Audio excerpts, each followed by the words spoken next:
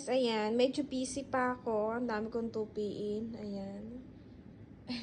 Dito ako sa bedroom namin nagtutupi para naman soft. And then meron ako dito pusasay. Kara! Kara! Hey! Ayan siya. Kasama ko siya dito.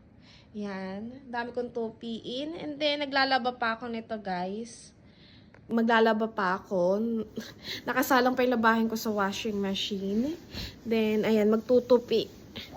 Pagkatapos ko magtupi, syempre, mamamlansya naman. Pag natuyo na, magsasampay ako mamaya.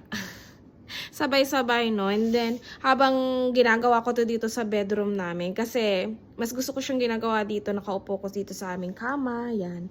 Para naman, hindi masakit sa likod saka sa aking balakang. Yan, nagkakape na rin ako dito. Ayan. Dire-diretso na. Then nakabihis na rin ako para naman, ayun. Ay, ang hirap ng buhay. Charot. Ito yung routine ko everyday. Not everyday naman nagtutupi ako. Pero as of today, ito yung gagawin ko. Kasi yesterday, nalinis ko na sa labas. Yan, nag-ice na ako sa labas. Kaya hindi siya masyadong makalat. Nilabas ko na yung aking mga doggies. Sobrang dami kong doggies. Kaya naman ayan. Nagpalit na rin ako ng curtain. Ayan, diba? Ano kung gagawin? Labahin ko pa yun. Yan. Dito, yan, ito. Labahin ko yan.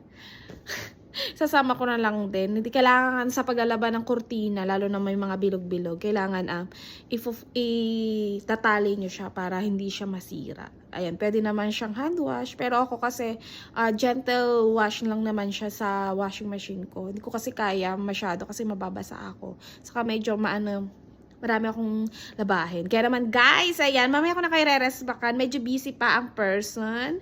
Thank you for watching. Ayan, see you on my next video.